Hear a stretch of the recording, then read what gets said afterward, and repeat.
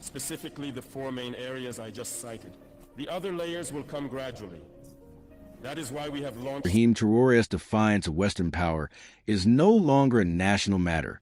His voice, his symbolism, and his actions have expanded far beyond Burkina Faso's borders, echoing across Africa and reverberating in world capitals.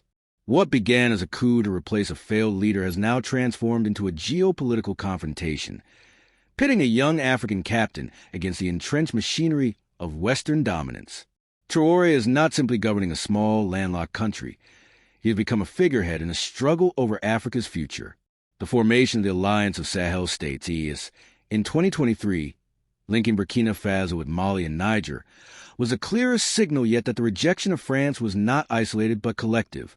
These three countries, led by young military officers, declared that their destinies were tied together, that they would defend one another from external aggression, and that their sovereignty was non-negotiable. To Western powers, this was alarming because it threatened to undo decades of careful management of influence in the region. France, long the dominant power in West Africa, suddenly faced open hostility not from one, but several states at once. The withdrawal of French troops from Burkina Faso and Mali, and later from Niger, amounted to a complete dismantling of Operation Barkhane and the French-led counterterrorism strategy in the Sahel. The loss was not only military but also symbolic. It showed the limits of French power when confronted with popular resistance. The alliance also began to look beyond simple security cooperation. Leaders from Burkina Faso, Mali, and Niger spoke of deeper economic integration, joint infrastructure projects, and the possibility of moving away from the CFA franc. For decades, the CFA franc has been the clearest symbol of French neo-colonial control, tying African economies to the French treasury and limiting their monetary sovereignty. To even question the CFA franc is to strike at the heart of Francafrique. Traoré and his allies, therefore, represent a movement that seeks not only political autonomy, but also economic independence, something that previous African leaders often avoided for fear of reprisal. Western reaction intensified as the alliance solidified. Sanctions were expanded, loans suspended, and trade restrictions threatened. ECOWAS, under pressure from Paris and Washington, attempted to isolate the Sahelian states, but instead of weakening them, these measures pushed them closer together. In Burkina Faso, the effect was to strengthen Traoré's domestic standing. Many citizens interpreted the sanctions as proof of Western bad faith, reinforcing the idea that the West never wanted Africans to be truly independent.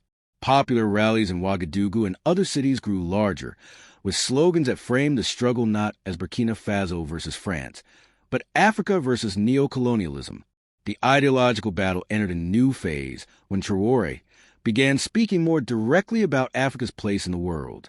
He positioned Burkina Faso and the Sahelian bloc as part of a multipolar movement, aligning with countries that challenge Western hegemony.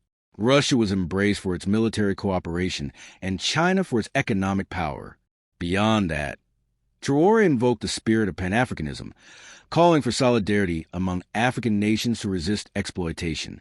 In his speeches, he argued that Africa is the wealthiest continent in terms of resources, yet the poorest in terms of living conditions precisely because its wealth has been systematically stolen.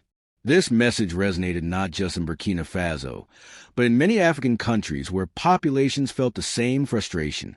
The Western media campaign against Traoré escalated accordingly. He was painted as a pawn of Moscow, as an inexperienced soldier who would plunge his country into chaos, or as a populist who would eventually betray his people. Yet this media framing often backfired, as it highlighted the very arrogance and hypocrisy that Traoré denounced.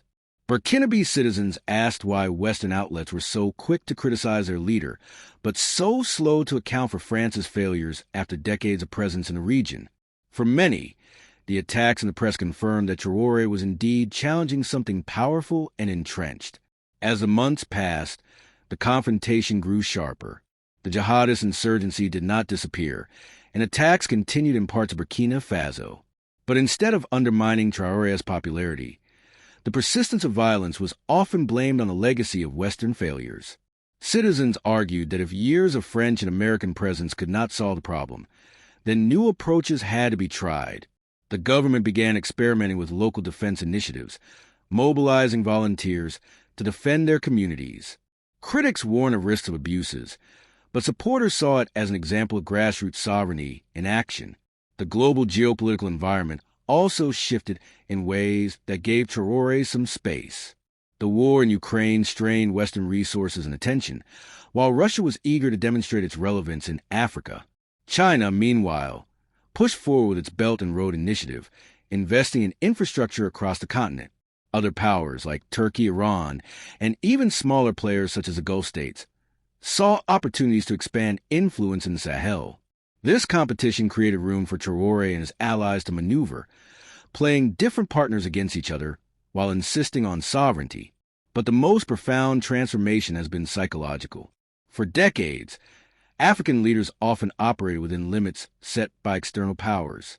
They were careful not to cross certain lines, fearful of aid withdrawal, sanctions, or even coups engineered from abroad. Traoré represents a break with this caution. His very youth, taking power at 34, signals a generational change. He speaks in a language that resonates with Africa's overwhelmingly young population, where the median age is under 20. His defiance tells them that it is possible to reject fear, to dream of dignity, to believe that Africa does not have to be permanently subordinate. This is why Traoré's struggle has drawn such attention. It is not about the size of Burkina Faso's economy or its military might, both of which are modest.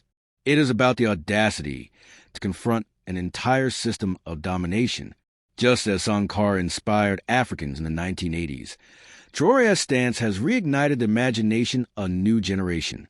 The comparison is imperfect, as circumstances are different, but the symbolism is undeniable. Sankara's unfinished revolution finds an echo in Traoré's resistance.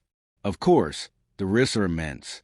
History shows that leaders who defy Western power often face dire consequences. Sankara was assassinated. Patrice Lumumba in Congo was eliminated.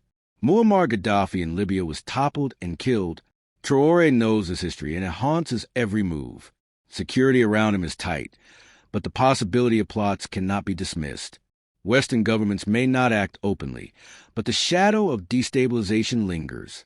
His survival would depend not only on personal protection, but also on maintaining the loyalty of his army and the support of his people. The economic challenge is equally daunting. Burkina Faso is one of the poorest countries in the world, heavily reliant on agriculture and gold mining. Sanctions and aid suspensions make governance harder. To sustain his